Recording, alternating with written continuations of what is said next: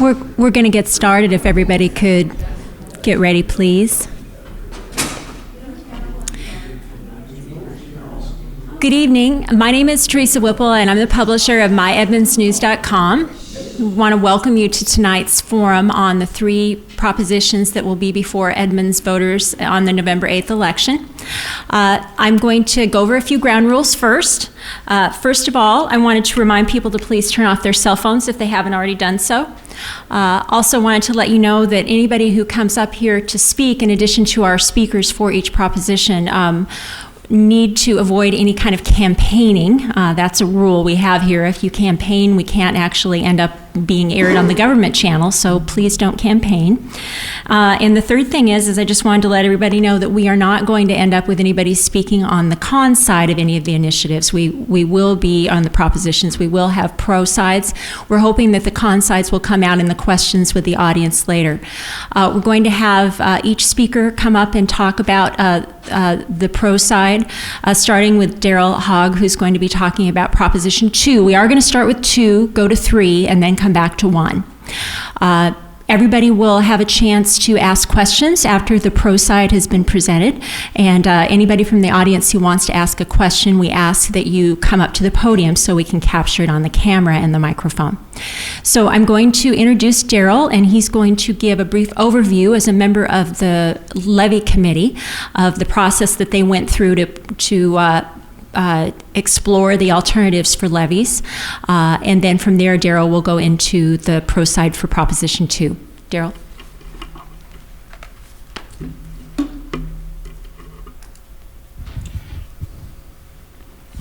Thank you. It's good to be here. First of all, thanks to My Edmonds News for hosting this. One more public service that you do for the community.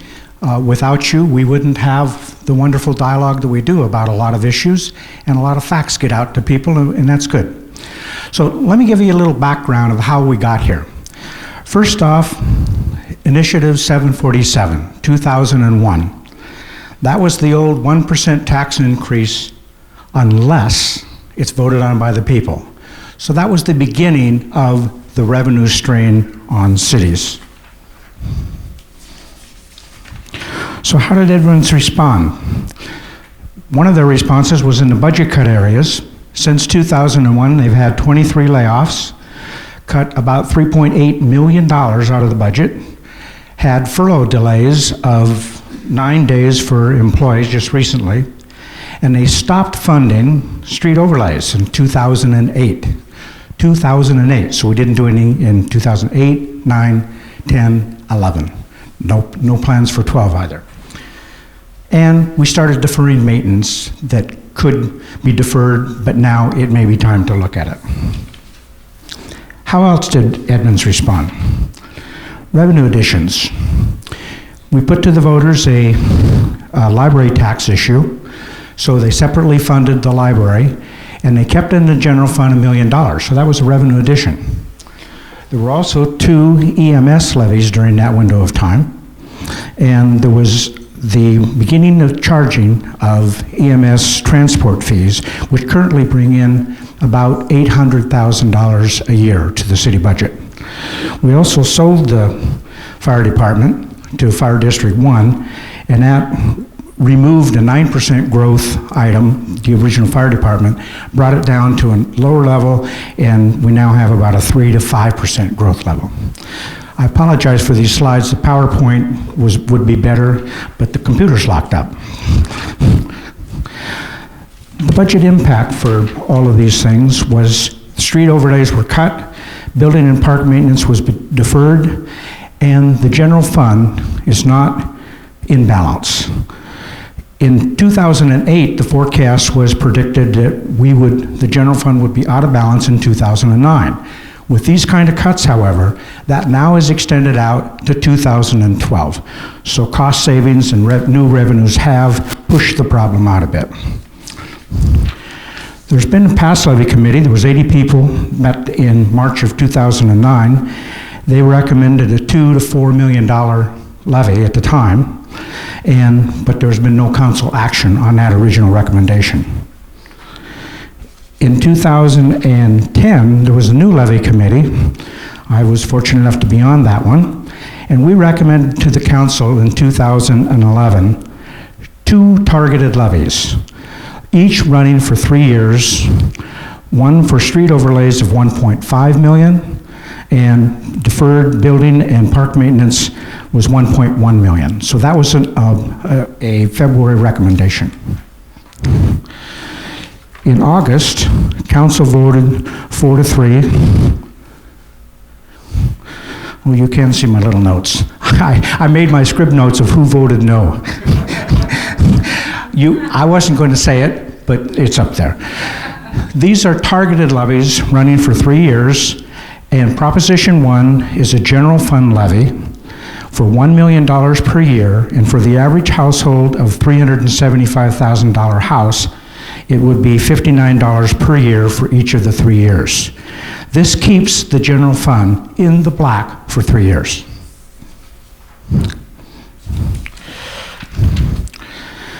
The council in August also voted on Proposition 2, and it was a 6-1 vote.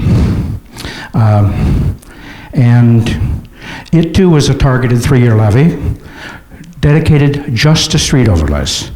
$1 million per year, $59 for that average household, and it restores the partial funding, I'll show you that in my presentation, of the street overlays which were removed from the budget in 2008.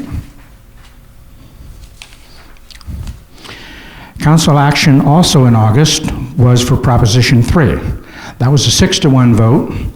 It's a targeted 3-year levy, just like the others. It's for building and park maintenance. $500,000 per year, that's $30 for that average household. This will do catch-up work on more than 40 projects, which total more than $2.5 million. My favorite slide. This is democracy in action. We, the people, get to vote on where our money goes. We can vote no, we don't want to do it. We can vote yes, we do want to do it, but it will go for the intended purposes. The people will set the priorities in this election. So vote yes or vote no, but please vote. Am I supposed to introduce? What? Oh, I can go right on with my, oh cool. Okay, now we'll switch to the road levy. And since I'm peeking on the pro side, if you didn't already guess it, I'll say a couple of more pro things as we go through. That's where we are. This levy is for 3 years, $1 million, $59 per average household, partially restores the funding for street overlays that were removed in 2008. If we had the overhead, you can see this on the website, and if you want to go see the real version of this, let me know. I'll show you how to get links to it. We'll maybe give that link to My Edmonds News. And what is important about this is this shows the 145 streets in Edmonds, 145 miles of streets in Edmonds. It does not include Highway 104, that's a state responsibility. And it also shows the dark indicators are roads that are already classified as poor to severe. There's a 5-point grading scale. Poor is 4, severe is 5. The dark lines, they're colored when, they would have been colored had we had the PowerPoint, represent those which are 4 or 5. We also have a list of the top 10 streets, both in residential and in the arterials, which require immediate work, and they will absorb the first $3 million for the first 3 years. I apologize, this one is supposed to come up a little cleverly, and I'll try to do something. Here's some data that relates to our arterials. An arterial, by this definition, averages 45 feet wide. A local street in front of your home and that sort of thing are averaging 24 feet wide. Edmonds has 26 miles of arterials and 119 miles of residential streets. I would have never guessed that it was that large of a number. The ideal cycle suggests that we should be repairing with overlays the arterials between 15 and 18-year cycle. And that would keep them in condition. They get heavier use, obviously, and so that's the cycle for arterials, 15 to 18 years. On the residential side, because it's less traffic, those can be extended to a 32 to 35-year cycle. But if you don't do the cycle, then you start having problems with water seeping down to the underlayment. You can't just grind and fill. You have to get down to the lower level. Some estimates indicate that's 2 to 3 times as much if you've got to get below that subsurface.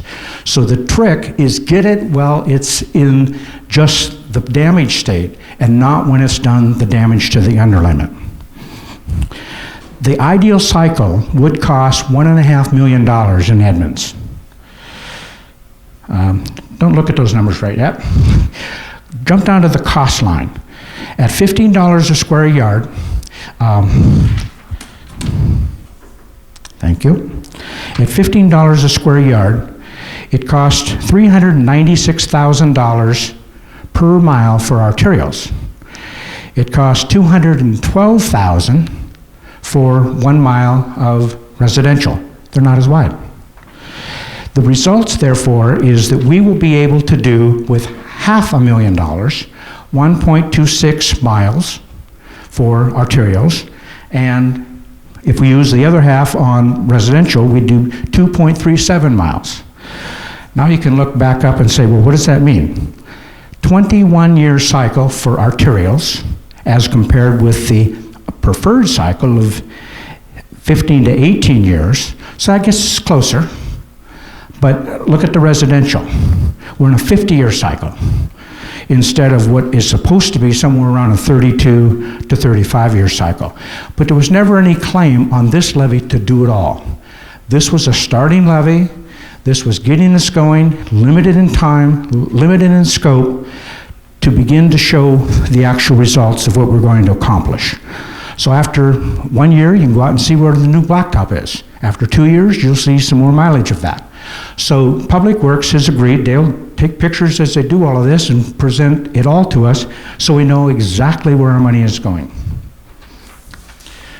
The key reasons to vote yes is we will be fixing the streets, and if you don't fix them now, they'll cost more later because of that subsurface damage. So that's the risk you run. It restores a basic service that once was part of the general fund, but because of budget issues, because of constraints, simply had to be removed. And you will also hear people say that, well, you know, this prioritizes roads as against public service or public safety. Not really. We have 50+ policemen. We're adding one in 2012 in the budget. We have $0 for 2008, 9, 10, 11, 12. The forecast doesn't show any for 13 or 14 either. So it's not likely, unless there's major windfalls of revenue somewhere that we can't foresee, that we're going to do anything in roads in today's budget cycle unless we, the people, decide to do something. These are targeted levies which will reduce the pressure on the general fund, as I just described. This is a safety issue as well. You start getting streets that are damaged, you got pedestrian problems, you got bikes hitting ruts problems, you got drivers hitting potholes and other things that, you know, wouldn't have occurred.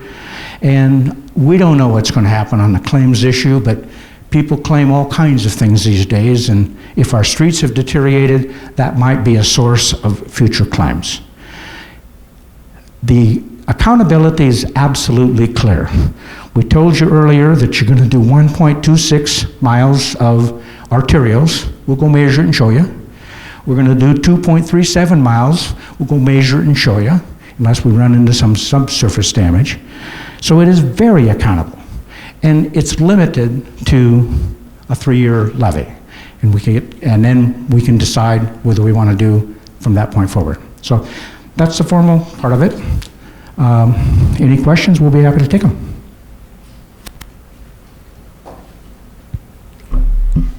Thanks, Darrol. So now what we're going to do is Darrol will join the group there. He'll be available to answer any questions that come up. So if anybody has a question about this particular levy proposition to the street overlays, could they please come to the podium and ask them? And it would be great to identify yourself so we know who we're speaking to as well. Thank you. Hi, my name is Peter Hodges, live in Edmonds. Just a question that I have is, as I'm listening to the presentation and the rather limited amount of mileage for an arterial or for a neighborhood street that can be accomplished in a year, what likelihood is there that the city's going to be able to get very far into that prioritized list that the Public Works has? That's a very good question. I met with Public Works just last week in order to look at the top 10 list. I'm going to leave that one up there because it's got some data that could be useful. And they have identified the top 10 streets in the various segments of town, and they are happy to share that information with you in terms of what streets they think are in the worst condition. And it shows the rating between 4 and 5. It shows the length of each of those streets in terms of feet. So we backed into it the other day to say, okay, if we really do get this levy passed with this kind of revenue, what will it cost us to do those top streets? And the answer was, without knowing whether we got subsurface damage, the top 10 residential and the top 10 arterial segments will use the entire $3 million in the first 3 years. That answer your question? The top 10. Actually, it's 9. They left one off on the spreadsheet. So it's 9 on residential, 9 on arterials. Any other questions?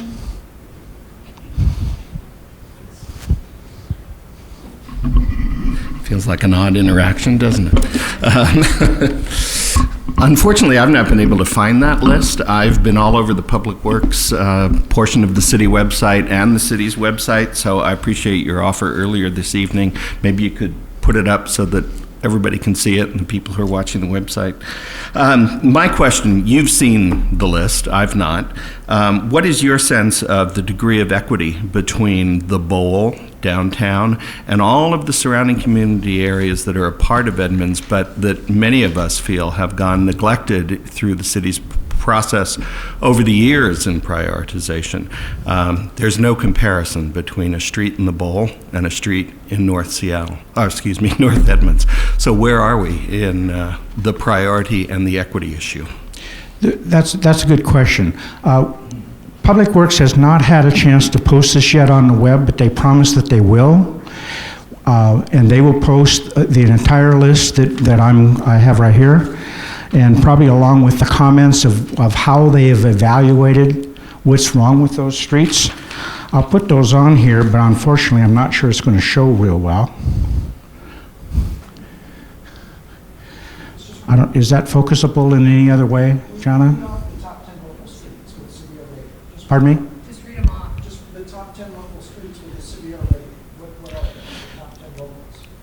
Okay, we'll do the local ones. 4th Avenue between Main and 3rd Avenue North. It's 1,467 feet long, 29 feet wide. It was overlaid prior to 1998.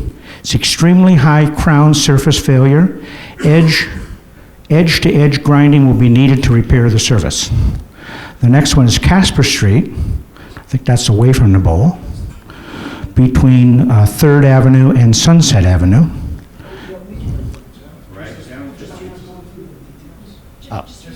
Just read the streets? Okay. Mountain Avenue between 9th and 10th. Edmonds Street between 9th Avenue North and all the way to the east end. 173rd Street, that's not in the Bowl. 76th Avenue West, all the way to the west end. 102nd Avenue West, between 238th Street to the end, going west. 221st Place Southwest, between the 76th and east to the end.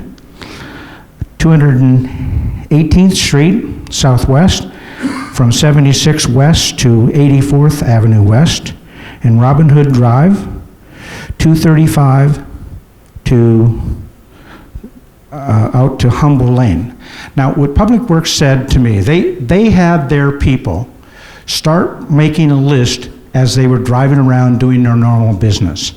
Before they would decide that this one is the one to do, they intend to have outside evaluation of which street has the most requirement and the soonest requirement. So I'm convinced that they're going to be doing a very thorough job to try to make sure they get the worst streets first, regardless of the location, because that just saves the substructure.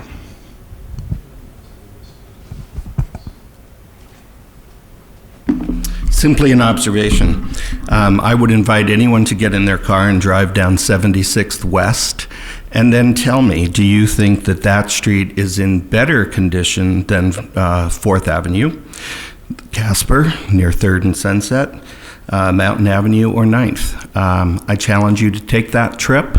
As I've heard the priorities tonight and my skepticism about the capacity for us to get the 76th area done, I will probably vote no on this because, again, I see the bowl is the priority. The rest of the community gets whatever's left over. Thank you.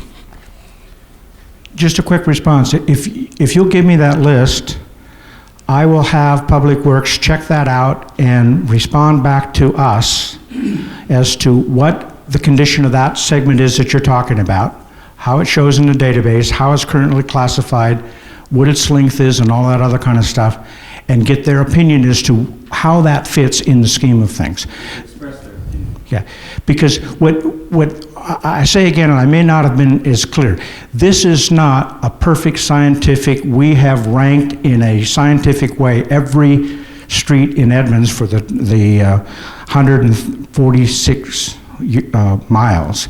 It's a representative sample of those that definitely need early repair. So, if I understood you, you did say this is the list that the Public Works people will. but and forgive me if I led you to believe that this is where the bulldozer's going first. This is a representative list that their people have put together that says these are the types of streets, these are the locations of them that have those problems. Then I really don't know what I'm voting for, because these are just types of streets, not necessarily the streets. I thought it was a priority that we could go to know what, as you said earlier, our money would pay for. You know, I would love it if you could come up here and maybe Darrol can go, no, it's okay, and then Darrol can come back to where, Darrol, go back and sit so you can be with, and we can get you on camera. And let's have this in the right way so people can hear. No worries. Thank you. Yeah, so again, I've asked the City Council, I was told that this list would be available in the literature online that is expressing for the proposition. It says this list will define what's going to be paid for through this levy, and that one of the virtues of voting for it is that you know what you're getting for your money. I still don't know what I'm getting for my money because you're telling me these are samples of streets, that this might be a prioritized list. So I don't really know what the real plan is and the priorities are within that plan for the expenditure of this levy money. I'm all for, I don't want to sound like someone who's against taxes. I'm pro-taxes. I believe we should increase our property taxes under the circumstances of the economy right now. We're in the situation we are through no fault of anyone who lives in Edmonds. So I'm not anti-tax. I'm very much for tax, but I want to know what I'm paying for. And given that I live in the area of the city that I feel has been historically neglected, I'm not interested in this proposition without a truly defined list with priorities, so I can make an informed decision about which way I'd like my money to go. Thanks.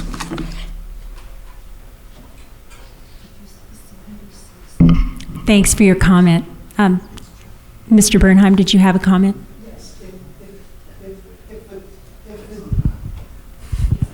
If if the gentleman was asking about 76th Avenue West.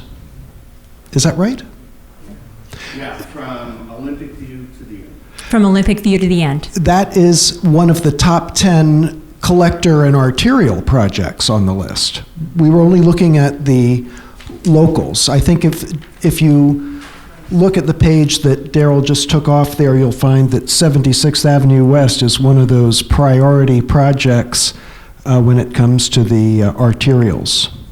You know, I really don't want to get into a debate. I came and I appreciate the effort here for information, but I've been told this is not a prioritized list, and that it is. I mean, Mr. Hu said this is not really. These are samples of things that Public Works has projected, and they're not in prioritized list. So. Well, I don't want to misrepresent the list, because Public Works has not decided they're going to put blacktop on this particular stretch. What I asked them to do as a citizen is give us some representative samples of what they view to be the worst case. And the street that you mentioned is 1,300 feet long. And it is in the top, it is called a collector road. And it is in the top 10 list. And Darrell, if I might, because I think that's a great point. One of the issues that we've discussed with Public Works over the last couple of years in prioritizing projects is you can't just prioritize the street overlay. If there are other issues happening, whether it's a water main replacement, utility work, that's going to move things up and down this list. So it's hard for Public Works to really come out with this is the absolute list, because something else is going to happen. There's so much involved with that road and what's under that road and a flood, and so they don't want to be put in the position, and I don't think the council wants to put them in the position of guaranteeing this is the first road we're going to do, and then something happens, So and they have to. We don't know what we're Well, that's why we have a prioritized list, so you have a general idea, but no, there isn't a way to say this is the first road we're going to do, because if we say the first road we're going to do is 76th Avenue West, and something happens on another road that changes that priority, we have a sinkhole, which we have floods, which we have. If that priority changes, then suddenly city government is accused of not telling the truth. So we can't be too specific, and that's... Which you said was not a priority, but is a prioritized list, so I'm still unclear. Well, I think... You say it is, he says it isn't, but regardless, then you have a list, and all of the top ones are in the bulk. Well, Excuse me, I'm sorry, but sir, I value your debate, so I would love it if you'd come up here so we could get it on tape. Okay, all right, thank you.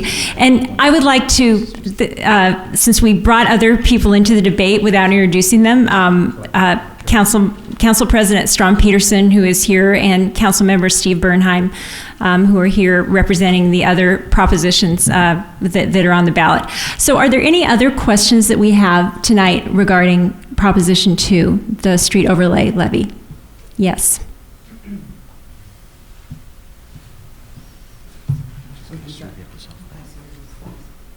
The list.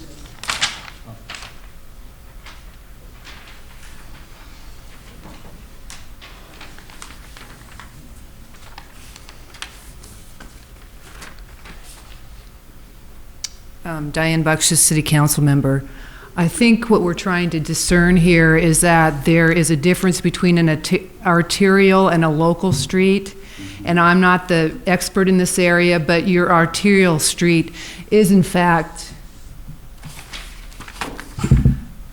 item number 3 on this list.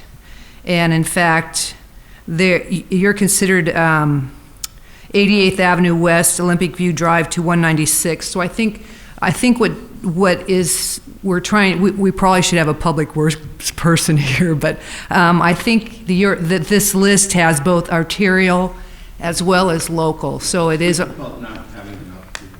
Right. And so anyway, I would hope that we can get this list on the website so you can look at it, because there is quite a few: Meadowdale, Beach Road, 80th, and the difference between an arterial and a local has to do with. I understand. Okay, okay, good, thank you.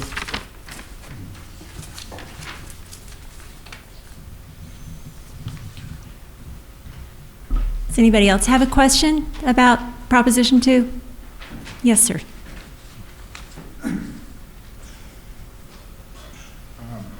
Dick Buss, Edmonds. I am supporting this proposition, and not so much because we're doing any specific street. I think that's really hard for any of us to ascertain. We have to leave that to the professionals as to what needs to be done and how our money is effectively used. I'd like to see this passed. I really would have liked to seen the council have a much larger budget so that possibly we could address some of these more severe problems earlier rather than waiting 3 years out and still having a continuous catch-up. So again, I'm supporting it. Thank you. Thank you. Does anybody else have another question, comment about Proposition 2, the street overlay proposition? Going once, going twice? Okay. All right, so we will go ahead and thank you, Darrell, for your participation. I appreciate it. We'll move on to Proposition 3, and Councilmember Steve Bernheim is going to be speaking about that proposition. So would you like to stay there, or would you like to come up here? All right, very good. Thank you. So we'll keep it brief. I don't want to risk losing the argument with myself here.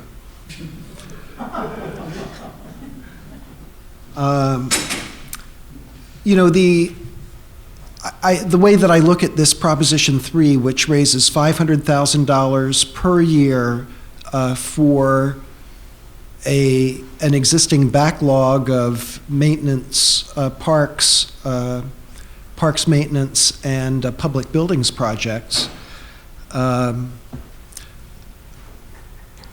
and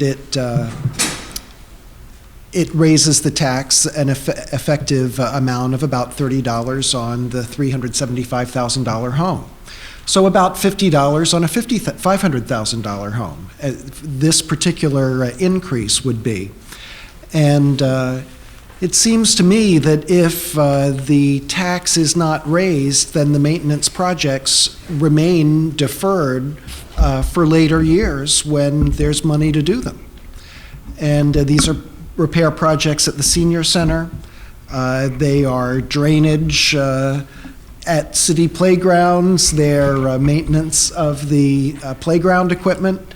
They are deck repairs at the fire stations. They're improving security at City Hall. I'm not exactly sure what the physical mechanism for that is going to be, but I'm in favor of the principle. So the way that I look at it is this is just a necessary cost of maintaining the buildings that we already have, particularly in light of the fact that the Edmonds share of our property taxes have not kept pace with inflation for the last 6 years, which means that inflation is going up faster than Edmonds' taxes are, which means that you're paying effectively as a portion of your entire budget less in Edmonds property taxes today than you were 6 years ago. So no wonder the maintenance projects go undone. No wonder the bathroom plumbing is leaking. So asbestos removal in the Anderson Center, I don't know where it is. I'm sure it's sealed up somewhere so that it doesn't pose a danger today. But, you know, repairs at the senior center, the roof at the Anderson Center, part of it. These are things that we haven't done for the last 3 or 4 years because in Edmonds we've cut so much. We no longer have a budget for maintenance in our annual budget. So that is about it. The advantages of this are that it's relatively transparent. You do have the list that I've put out here in the pro statement that went out in the voters pamphlet. That is taken from the list of projects in the CIP, which is, what's the portion of the, what's it stand for? I don't even remember, CIP. What is it? You know, capital improvement project, capital improvement projects. So these are taken from there. These aren't extra projects that aren't planned or anticipated. They're in our plans. It's just that we don't have any money for them. And they've always been in our plans as a result. It's for 3 years only so that it has an automatic sunset. It's relatively low cost. It's only this about $50 for a $550,000 assessed value home. And the assessments are falling. Is that not true? So if your own experience with your own home is that your own assessment on, let's say, the $620,000 home is now $510,000, then this is only going to apply, this increase is only going to apply to the assessed value. But the aim will be to raise $500,000. The aim will be to peg it so that everybody, $500,000 is raised around town. So again, the voters have a role as a result of Initiative 747. Is that what it was? As a result of Initiative 747, voters have a responsibility and a role in the taxing decisions. You can no longer throw the bums out because the legislators raised your taxes. Now, the citizens and the voters have the obligation to raise the taxes when it's necessary. And the voters start to see what it's like to feel the heat in your own kitchen. But for this one and for all of these, $30 a year on an average home, $40 or $50 a year is what we're talking about. It's kind of like, for all of the Edmonds residents here, it's one of the duties of ownership. It's one of the duties of citizenship. That's what you do, is you take care of your home. You take care of your property. And this isn't going to get done if this money isn't raised. I went on a little longer than I thought. That's all I had to say there. Okay, that's it. Thank you, Mr. Bernheim. I've been promoted. I've actually got my own chair now. I won't let it go to my head. So now we'll take questions. Anybody have any questions on Proposition 3? Definitely encourage the give and take. I mean, does anyone oppose this? You know, it doesn't answer every question. But who was against it? Who was against it? Is it because it's more important to save $40 or $50 a year for ourselves so that we can spend it on stimulating the economy at McDonald's or at Starbucks? Is that more important than our property taxes keeping pace with inflation anyway? Who is against this? Or has a question about it, I mean. Wait, no, I didn't mean it seriously. Hello, my name is Rick McGinnity, and I've lived in Edmonds. My wife and I have lived in Edmonds for about a year. And this is kind of awakening to us because from what I'm hearing tonight, I'm a little confused. It seems as though the city council perhaps has not exercised their responsibility in figuring out a way to deal with this deferred maintenance for several years. It's been going on. And maybe I'm confused about that, but I'd appreciate it if there was an explanation about why the city council hasn't done something about this maybe 3 years ago. Yeah, the quick answer to that, I would say absolutely yes. This is just part of the cuts that we're doing. We sold the fire department in order to avoid this vote that we're having in November to raise property taxes. And that's a lot more serious than deferring maintenance on the bathroom plumbing. I mean, things are getting desperate. We sold the fire department to avoid having to ask the people to raise the taxes. So this is one of a long string. We also raised utility taxes. That was one of the things that Darrol didn't mention, along with cutting the workforce in the last 8 or 9 years and putting off these maintenance items. So the answer is, due to the limited money that we've been working with, these are the projects and the budget items that were not accomplished. Did I make myself clear there? We don't have the money for it. Rick, just a very quick point. I am not a member of the city council. These guys are, so I'll just kind of move over here. I was on the levy committee that researched some of these things, but these are the city council people along with out there. Right, and just on that, certainly, the city council has to share part of the responsibility. Over the last few years, we've had to figure out priorities when it comes to some of these issues. I think, as Steve said, we looked at and did, sell the fire department and rolling stock a few years ago. And one of the reasons that we chose to do it then was so we didn't have to put a levy on the ballot then, because that's just when the economy started to tank. Nobody knew that, obviously, that it would last this long. So over the years, that's just been compounding and compounding. We've had, obviously, sales tax revenues are down drastically. Property tax revenues are down because property values are going down. So we are at the point now where our backs are up against the wall. Could we have maybe done this a year or two ago? Possibly, and I was somebody who voted against the levy a few years ago for a number of reasons. But we're at the point now that we have to, I think, ask that tough choice for the citizens. And that's one of the reasons we structured it to be such a short period of time. Give us that little bit of breathing room, and I mean us, the city. It's not just us, the city council. It's really the whole, all of our community.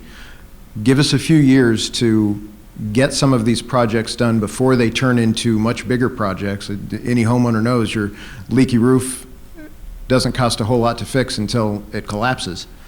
And that's kind of where we are with some of the maintenance issues, and I think as well as some of the roads issues. So, yeah, I'm willing to shoulder some of the blame that maybe we could have done this a few years ago, but I think the crystal ball of this economy being as tough as it was for as long as it was, I don't think anybody had quite that on their radar. So now we're asking. Maybe we should have done it a couple of years ago, but here we are. Thank you. I think that background information is very helpful in understanding where we are and why we're here. I don't think anybody was, we were all a little more optimistic 2 years ago and 3 years ago and thought revenue was going to increase, but now I see where you're coming from. Thank you. Great. You're welcome. Thanks.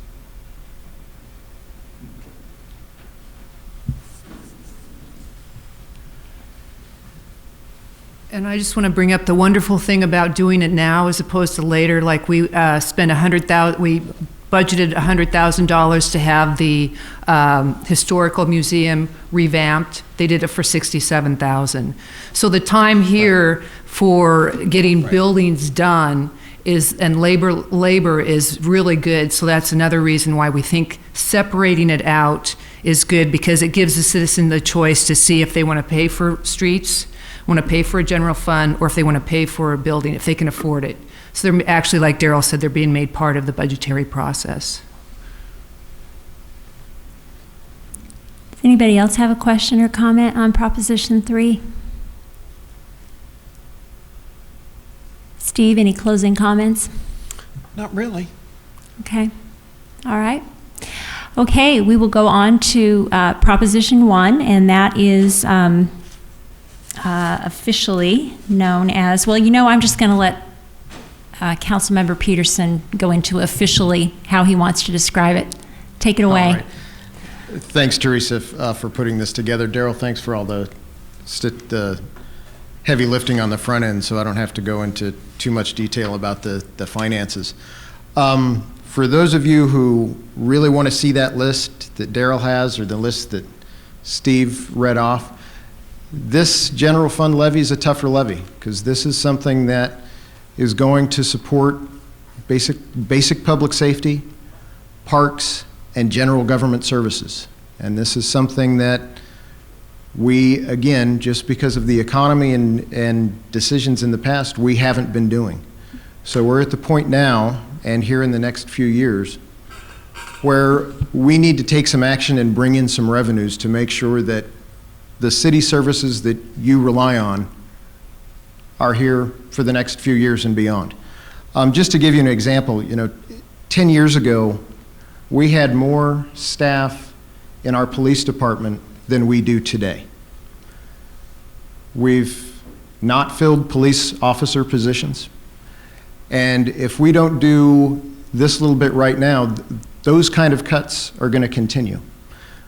So is this levy going to refund some of those positions? It's not, but it's going to keep us from making further cuts.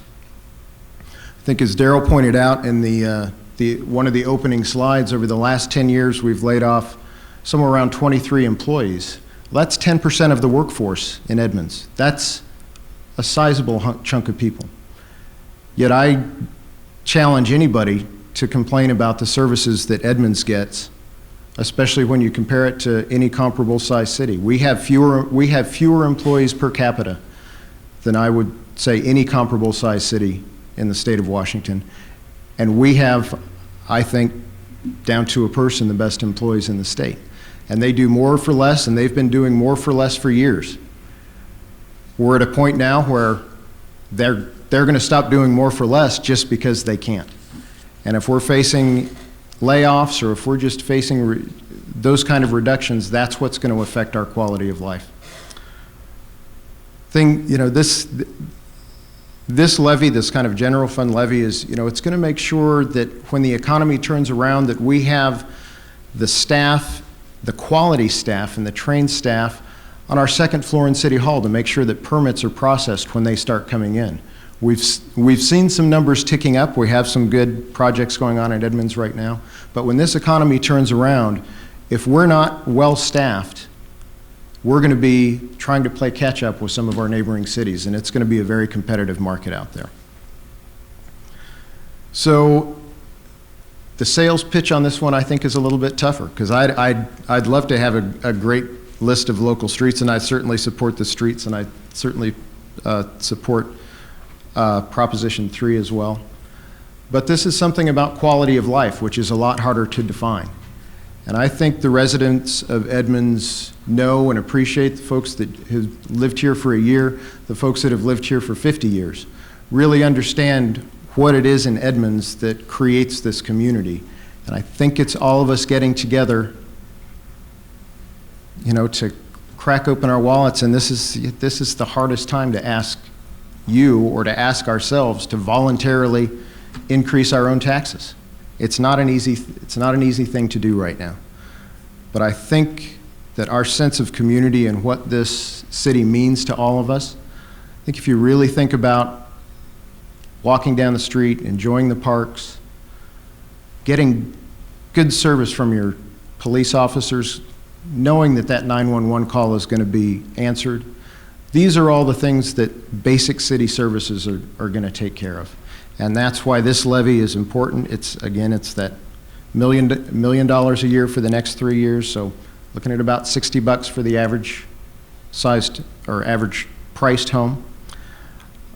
So, that's what we're asking you as a city council. This was a tough decision. We debated this for don't know how many meetings, Steve, but it was a tough decision. It was a split decision, but I think it really shows that we made some compromises and we really worked and thought this out, listened to the public, and so I think that's it. We're just going to ask you to do what you can to help your community, and with that, I'd be more than happy to answer any questions.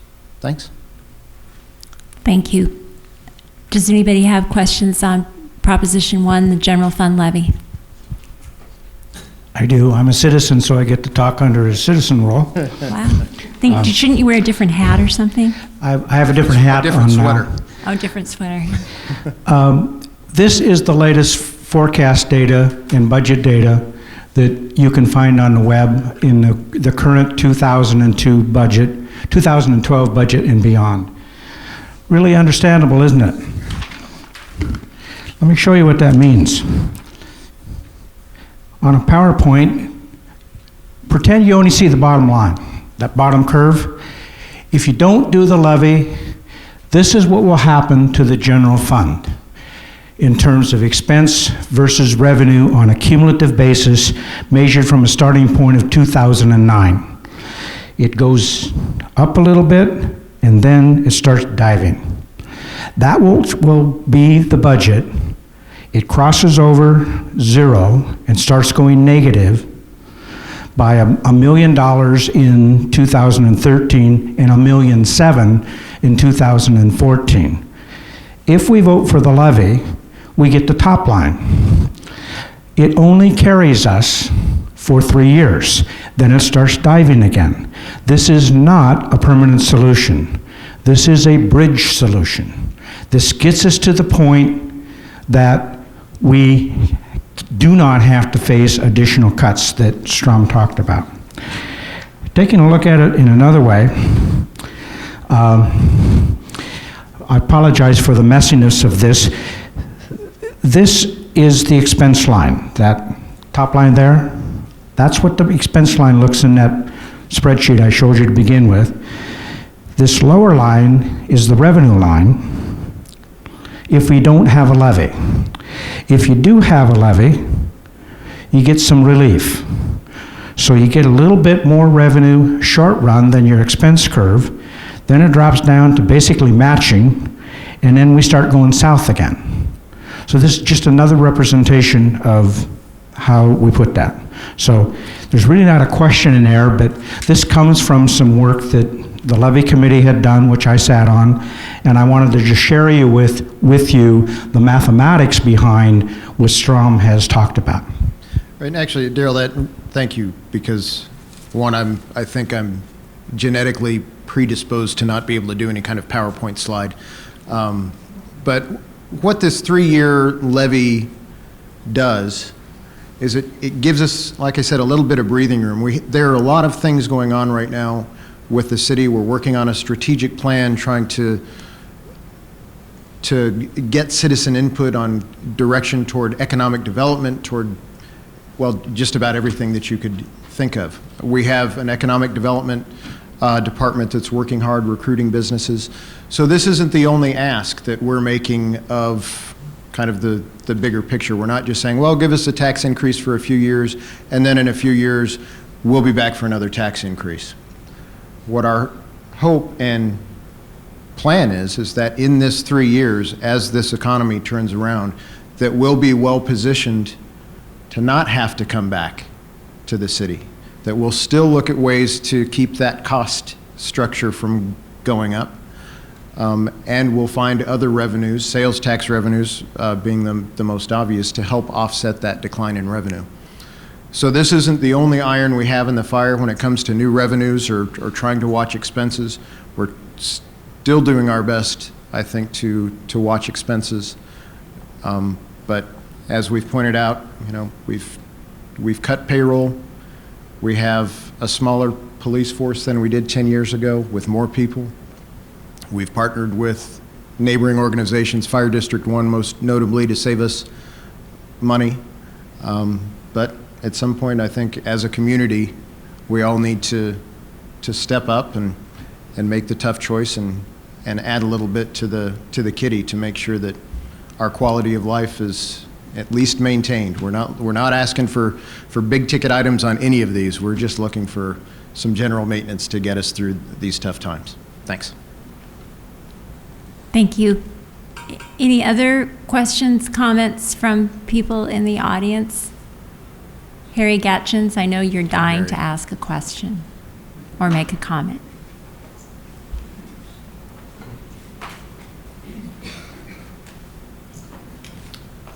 Hi, my name's Harry Gatchins. I just want to correct a misperception that I've heard mentioned a couple of times here, which is that on an individual piece of property, as your property assessment goes down, your property taxes will go down. And that isn't how the property tax system works.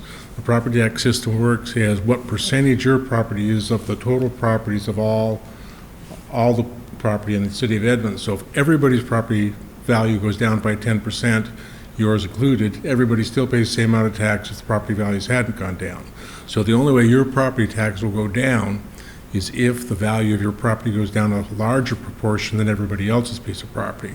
And I just heard a couple of times saying that, the revenue was going to go down because the property taxes, the property assessments have gone down. That's not accurate, except for the fact on the EMS levy. I know Darrell hit me on this one, which is based on your property tax value.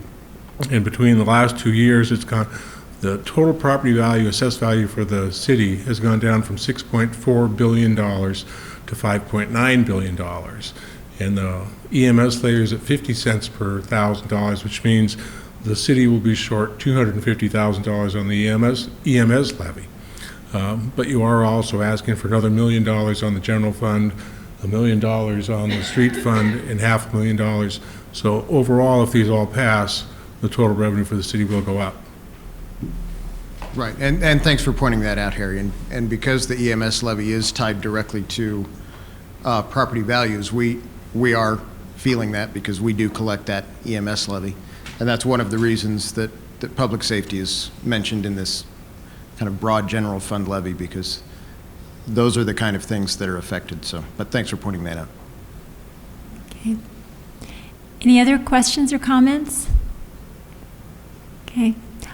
I'd like to ask, just representing some of the readers on myedmondsnews.com, the three of you, the general question that I see or comment that I see that, and I'm sure this is not a new thing for any of you to hear, but the question that these are tough times.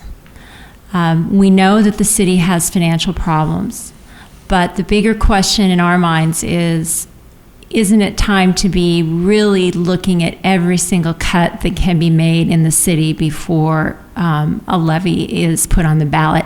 And I guess my question would be, and again, this is on behalf of those who I guess didn't show up, who keep commenting on My Edmonds News, but do each of you believe that we are really as lean as we can be as a city?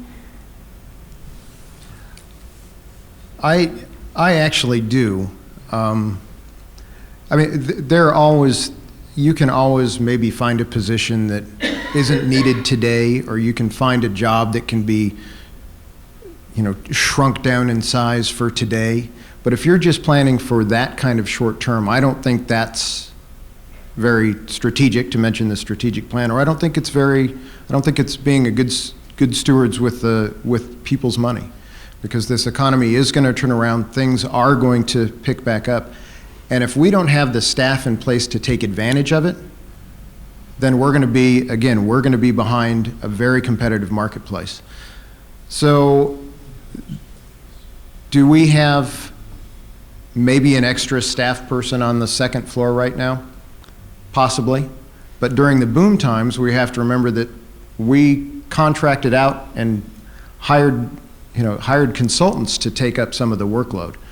So, there are bits and pieces, but, if we save $10,000 here and $10,000 there, that's great. And I think that we're going to be doing that during the budget process here in the next month or so.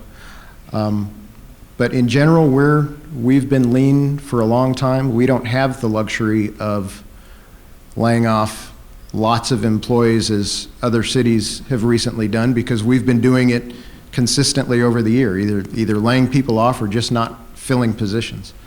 So again, I kind of point to our employees per capita, and I think that really shows how tight things are in this city. Yes, I'd like to say I don't believe myself that a tax increase, you must wait only until the last resort to have it. I disagree with Strom here. I mean, I'm sure there are lots of cuts we could still have. We could, we could sell the police department and contract that out to Snohomish County Sheriff. We could cut the court, the municipal court, and instruct the police to stop writing traffic tickets. We could cut the planning department and kind of have a moratorium on planning, or take 6 months to get permits through. We could cut the Parks Department and, let the parks, not deteriorate a little more than they are now.